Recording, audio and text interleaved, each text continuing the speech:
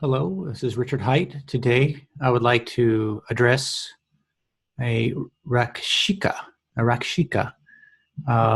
who sent me a question about, let me read it. I want to ask you if you can guide me in an aspect so as to maintain my center, my positivity, and shield it whenever possible. I ask this because I have grown up and I am still living in a very dysfunctional family. Growing up as a means of feeling prepared for everything that could go wrong, I got into a habit of looking out for the worst case scenarios. By looking up all of the ways things could go wrong and think of backups and possibly ways that I could deal with the consequences, I feel that it was a way to make it through. But I know now, after some wasteful and tumultuous years, that this is no way to live, and it is too simply be bound in a never-ending cycle of dysfunctionality where I won't be able to cut the negativity out. I really hope to progress in the journey of self-love, positivity, fulfillment of my agenda, productively and feeling of wholeness. Productively and feeling of wholeness. Some things I've rarely experienced to the fullest. So, let's see. Rakshika. First, I don't want to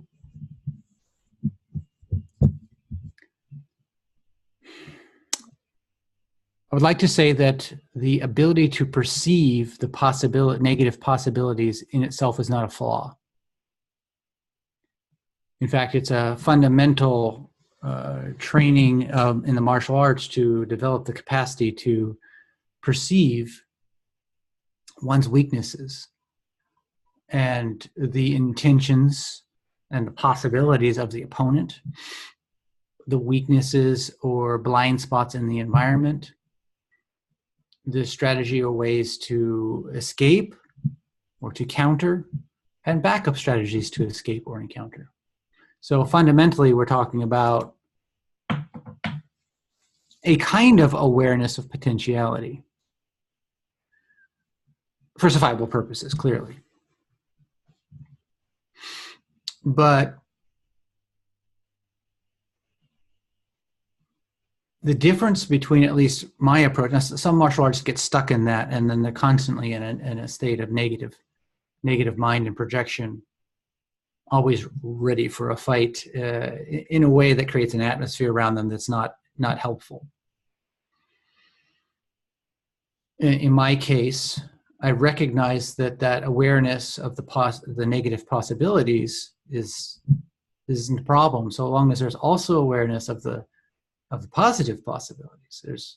So long as the negative possibilities aren't sticky.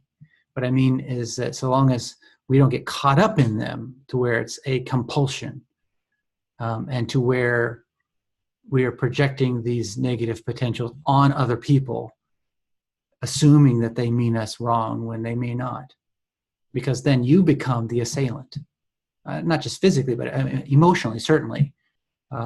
You are projecting something onto them which maybe they didn't have the slightest intention of. You may find, although you didn't say this in your email, you may find that you do this with new relationships. That comes a point where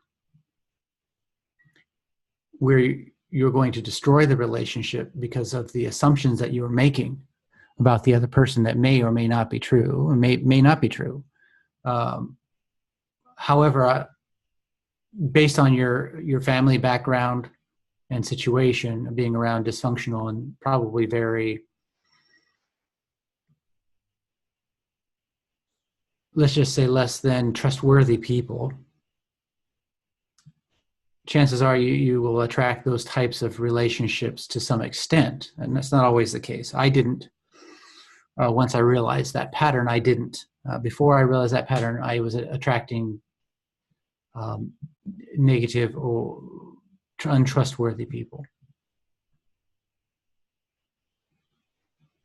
What you're looking for, because you're now in the awakening process, is you're looking to be able to transcend this fear not to be able to not see it anymore, not to be unaware of the possibilities, but to be aware of all possibilities, which includes trust, includes love, includes intimacy.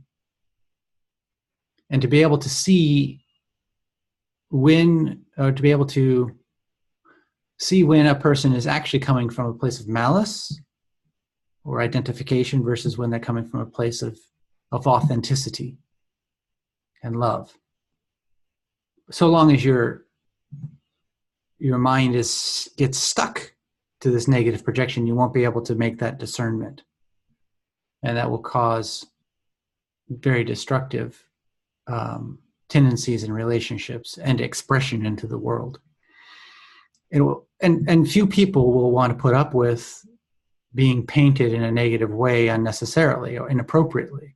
And that's perfectly right. Why would anybody want to have to put up with that? I mean, life is challenging enough as it is. We shouldn't expect everybody to carry our baggage for us.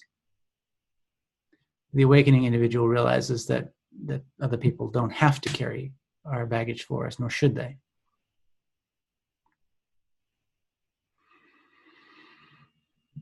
So the step forward is to recognize the pattern, the habit, which is to project the negativity, and then come up with other possibilities. To actually go through the practice as if it was a martial art. You're going to practice creating awarenesses of the positive intentions that others may have. The beautiful reasons why they said or did things that they did that may be well-intentioned. I've met a number of people that are coming from this habitual place of inability to trust. And you can help them from the outside by just completely showing them that you can be trusted. But that takes a while. And there's almost nothing you can say that will get them to trust you. So if saying to them, you should trust me. Why don't you trust me? It just makes it worse. You have to actually do that which is trustworthy. And so that helps. But for yourself, you need to also do that which is trustworthy, which means you need to start creating scenarios in your mind when you get that suspicious feeling about somebody that may not be justified. You're going to start creating possibilities. You don't have to do it in front of them. Just take it as homework, and go home, you get out your notebook and start writing the possible positive reasons, the gracious reasons why they did what they did. Be possible. Maybe they just forgot, maybe they misunderstood. Maybe they just misspoke, that kind of thing. So that you just start to create some space for which the individual might not have been wrong, might not have been expressing malice towards you.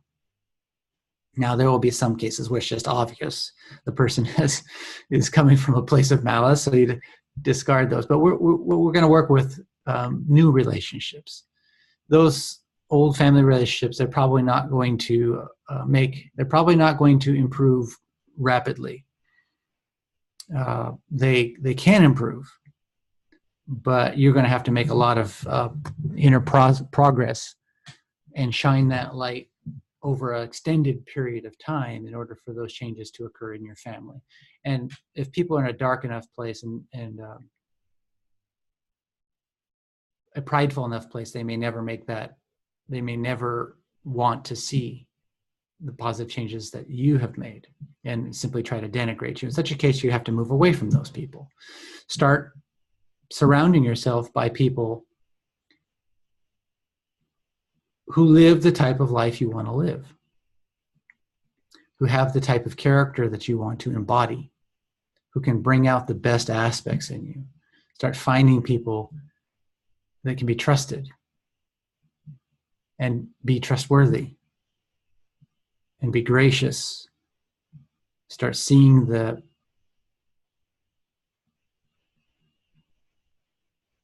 reasons start noticing the imbalance of your negative projections and create an equal and opposite balance of positive projections. Just go through that exercise, no expectation. You don't even have to express those to the world for now. You just go through the exercise. You're just training your brain to be able to see other possibilities besides just that which is detrimental. And as you start to see other possibilities, some of them you'll realize, oh, that actually is what occurred. So first you have to be able to see those possibilities. And then later on, you might recognize some of those positive or gracious possibilities where the actuality represent the actuality. And that will allow a little flow, a little momentum towards more trust. Now, it's important to understand that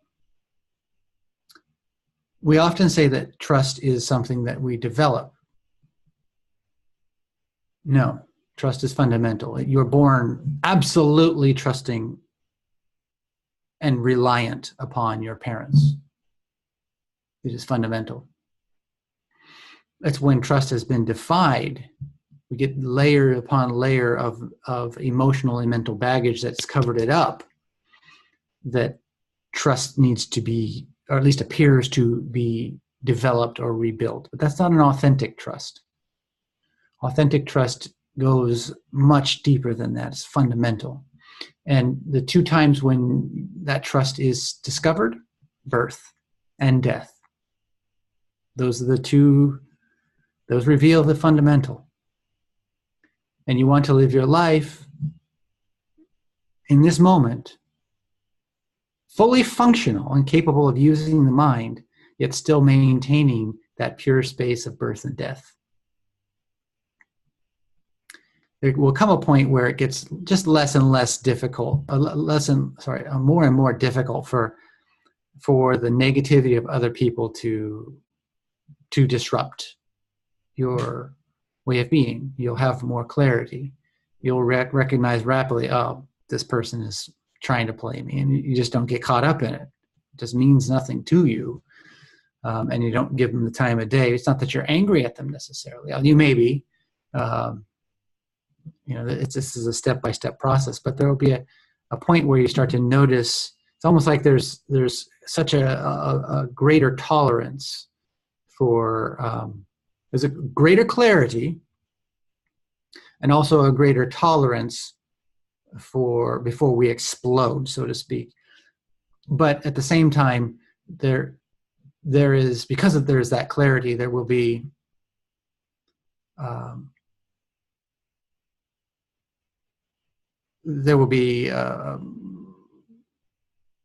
a tendency in the relationship to call things as they are, just in the moment. Like, no, I'm not going to do that. No, you're not going to talk me into it. I'm not going to do that. So, find somebody else or whatever. The people try to just snake you into doing things or whatever, and you'll just start to see that pattern pretty clearly, and you won't necessarily get upset by it. But that's still at the level of tolerance. So eventually, if your body gets tired, you worn down, eventually there's going to be that emotional explosion. It's just a lot less often. At some point, that is also transcended. So anyway, but you begin very simply. You simply begin by creating the possibilities. Mentally, you're going to see the possibilities of reasons why such and such a person wasn't just evil and bad and trying to harm you. You're not going to do that with the people that you already know are trying to harm you. We're talking about with new, fresh people who may be very trustworthy for all you know. Might be, your ideal partner might be one of these people that you just meet, and this is someone that might be someone that you might take on as a business partner or a teammate or your best friend. It might be your potential spouse, a confidant, who knows? But that you would otherwise destroy the relationship by projecting negativity on that person. Because chances are, if they're a person of character, they're not going to put up with it for too long. They're going to say, hey, what's going on here? Call you on it, you do it again, I maybe call you again, or maybe they'll just kind of watch at a distance. But by the time the third time comes along, they've left or called you on it. Or called you on it and left. So you don't really want to destroy those possibilities. Recognize that this negative projection on other people, and I know you've already recognized this, but this message is not just for you, but for others, is also very self-destructive.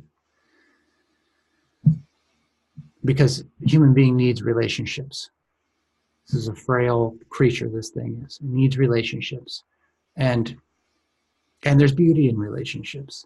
This is the way we express intimacy and the way we reveal some deeper aspects of self that we would otherwise not be able to tap into or recognize. So I hope this message helps. Keep it simple. Set aside the expectations. Just go through that exercise of being able to, notice if you've got a whole list of negatives, try to make as many positives, or at least some really powerful positives. And this will be a super big challenge early on because your brain is simply not adjusted to do this. It is simply not ever practiced this. And then the second point is recognize that trust is actually fundamental. It is either there or it's not.